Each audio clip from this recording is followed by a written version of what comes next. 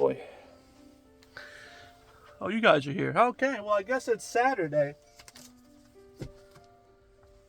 Since you guys are here. Hello, welcome on in, guys. Unoptimized Fool is doing his weekly update yet again. Glad to have you. So, what we're going to be doing is kind of going over some news here. And what I determine as my favorite type of news, right? You know, kind of the most important articles of the week. That's kind of what I want to do for our video here. So let's get right into it. Where's my microphone? God damn. So guys, thanks for being here. I appreciate you. This is the third weekly installment of the review channel. I'm making some changes as we go. Eventually, hopefully we'll be outside, but this week I'm feeling a little bit sick, a little bit unmotivated. So maybe if you guys could yell at me, that would be fantastic. I listen closely to negative feedback. Just kidding, don't do that. All right, guys, so the first article of the day is the Ghastly Charger. Okay, that Twitch mount. Yeah, that's available now, by the way, if you want to ruin the trading card eBay game. You know, so again, this mount here is a $1,500 mount that you can get originally from the trading card game. It was a rare mount like the Spectral Tiger, and now you can just get it on Twitch. And it is another blow to exclusive items inside World of Warcraft. And you know me, I'm not a big fan of this at all. Not a big fan at all. I always think that I don't even have the card. Let's be real. Some people accuse me of having the card and getting angry about it. I don't even have the card. I wish I had the card. You kidding me? Gee, God. I would have redeemed it, to be honest with you. Listen, I don't have the card. I just don't like exclusive items. I don't even have the mount. I'm not even going to get the mount from Twitch because I don't think I deserve it. I didn't randomly get the card through RNG. I'm just going to watch someone stream for 3 hours. Now everyone's going to have it. It's not unique anymore. It ruins the experience. But yeah, that's just my take on it. I mean, I'm just some guy in the closet. Who knows? All right, next article I want to talk about. Coppers, the Kobold. You know how that vendor pet I was excited for? Well, guess what? He's garbage now. They nerfed him. They took away his selling potential. He was a vendor pet that was going to be in WoW that you could just, you know, walk around and vendor stuff. But guess what? Blizzard said they had no more vendor pet, and he can't even fight. So he's just a cosmetic pet now, just looking around, looking cute. But yeah, they took that away. Now, I'm thinking they took this away because of, you know, the attack on potential, engineering, right? So I'm assuming this dipped into engineering's profit lines, and the organized cartels of World of Warcraft decided that that was really not going to be the best option. So that's really it for me on that, because I just think it was a bad decision on their part, because I was looking forward to having a pet that basically, you know, was a vendor. Because there's some raids that are inside, and I can't use my big mount. I have to go to the vendor. I have to walk my butt there. Whatever. I'm upset about it. But that's the news, you know? Next piece of news, guys. 11.0.7 is internal testing. Well, gee damn. What does that mean? I have no idea. Internal testing is when... Ooh, I'm still sick, by the way. That's how life is. Internal testing is basically when the teams at Blizzard, animators, designers, artists, programmers, the janitor probably, play the game internally and test the build, right? So they're always testing builds. They're probably testing builds for 11.1, 11.2, 12 probably, you know. But this is a whole studio-wide effort, right? It's kind of like the last big test before it like goes to PTR, right? So, well, eventually to PTR. So that means that instead of testing, you know, 11.0.5, which is our next major patch that we're expecting, they're ahead of the schedule. Technically, 11.0.7 is off the roadmap that they've given us. That means that they're currently wrapped up most of the stuff for our roadmap currently and extending on to future content, which is exciting. This also talks about, I also talked about this in the past, about how this is kind of like a expedited type of launch.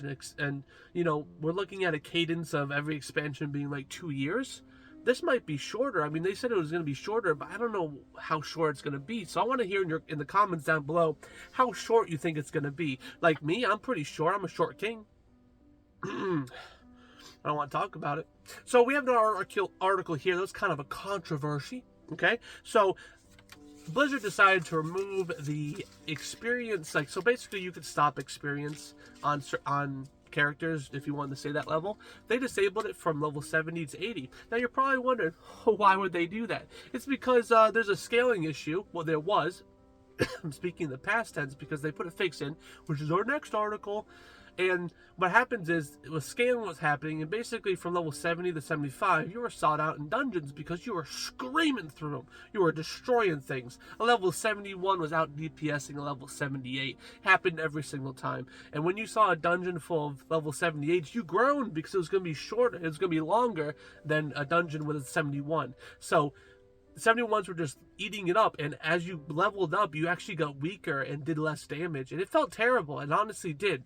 Now, this next article, look at that transition, oh my lord, if I can pick up the fucking card. Scaling fixed? Oh my god. So they made a change in the leveling, right? And basically, they increased the mob health and the mob damage. And basically, as you progress up, it gets, you know, a little bit easier to fight, but you also still feel the strain of the new content. Now, I'm currently running a Death Knight through older content, and I'm currently beating. So as I was a level 72 with 480 item level, and I beat a level 78 490 item level character by almost half, right? So that was just one edge case, but I'm still seeing some of it, but it's not as bad, right? I mean, that's pretty low item level 490 for a level 78, if you ask me.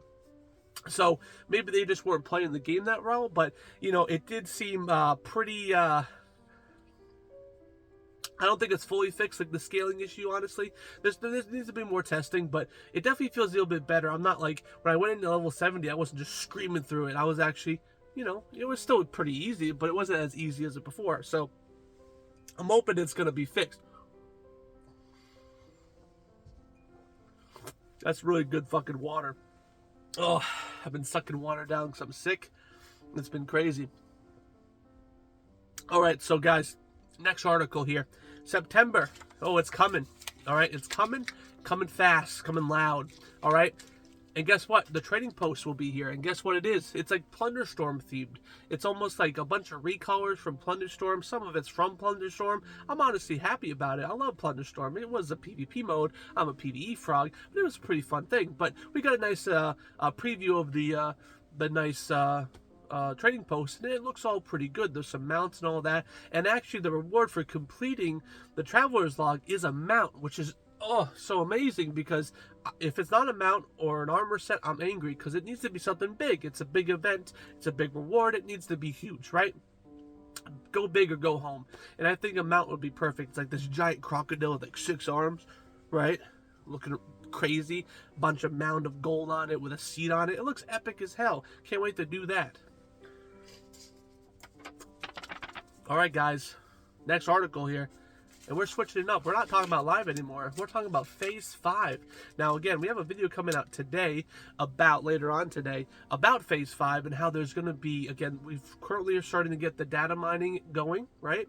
And with data mining, we're seeing a bunch of new ruins and new spell changes, new armor changes from Classic to SOD, obviously, since we have new combinations. But we're also seeing the new content. Well, there's 3 new dungeons, right? Oh, that water's hitting pretty good. So what's happening is in Phase 4, we saw 1 brand new dungeon, which they raised the bar quite significantly with it. And in Phase 5, they're raising the bar even more with 3 new dungeons. Now, people are theorizing the bar is raising. How are they going to outpace 3? Are they going to just do more dungeons? Are they going to do new exclusive raids? Like, yeah, sure. You know, the first raid that we had in SOD was new, but technically it was using old content to, you know, so it was kind of based off of old content, but it was still new. But imagine a raid fresh from the concept board to WoW. I mean, they're definitely stepping up the ante. I mean, we can have new zones. I mean, where does the bar stop? You know, it seems like SOD is really becoming the innovation for Classic, and I love it. And it also kind of, it makes you question even more what the future of Classic might be. Are we going to stop after Cataclysm, or go into Mists of Pandaria? Are we going back into it? Who knows? I don't know. I'm stuck in here. Got one more article. All right. Deserter debuff. Okay? What's that about? Now, the deserter debuff is in WoW as we speak, you know, just casually. But if you defeat the first boss in a dungeon and you leave, there's no deserter buff because you're not deserting. Blizzard has changed that because there's currently a situation, and one of the dungeons is Arakara, where if you kill the first boss, there's a lot of people looking for the trinket from that boss. They leave, and boy, is it annoying. Because one of my trinkets from Arakara, but I've been, I've been farming it the whole time because you still get Valor Stones. You still need those guys for the upgrades. So it's really not that big of a deal. So they're currently making the deserter buff go past the level for like the first boss. It might be situational, it's a dungeon, but it's really helping deserters. I'm not a big fan of deserters. I hate deserters. They're kind of stinky. I've never deserted a dungeon before. Maybe out of, total, maybe 1 out of like the 500 that I've run. That's pretty low statistics, honestly. There's been times when the tank is just like brain dead. You have to do it. But these are normal runs that I've been doing that everything's been going fine. Now, is this good? Yes, it is. Deserters need to stop. I think there needs to be more punishment for deserters. I know in PvP, the deserter buff is cast not only to your character, but to your warband, so you can't even do PvP for 30 minutes on any of your character. They should extend that to PvE, because then no one would want to do it, because then they can't farm their content. They just want to drag their feet. Oh, I have to do this dungeon. Oh, I have to get Valor Stones that are needed for upgrades. Boo-hoo. So yeah, I think that would be a fantastic idea. But yeah, guys, I mean, honestly, 10 out of 10. Sorry, I'm just moving some electronics around. But yeah, guys, that is the weekly update. It's a fantastic update, and it's really good. I mean, this water tastes fantastic. It's great for your body, I think. Who knows? But yeah, guys, thanks for joining in. And if you guys have any suggestions for my weekly updates, definitely let me know. I'm going to go clean up in here. I appreciate you guys. I will see you guys again. We have more content coming out today. It's lovely. It's fantastic. So I hope you guys enjoy. And again, if you have any suggestions on like, oh, that topic should have been in there, definitely let me know, because I'm always trying to improve the show. All right, guys. Unoptimized Fool out of here. I'll see you guys next Saturday. Bye-bye.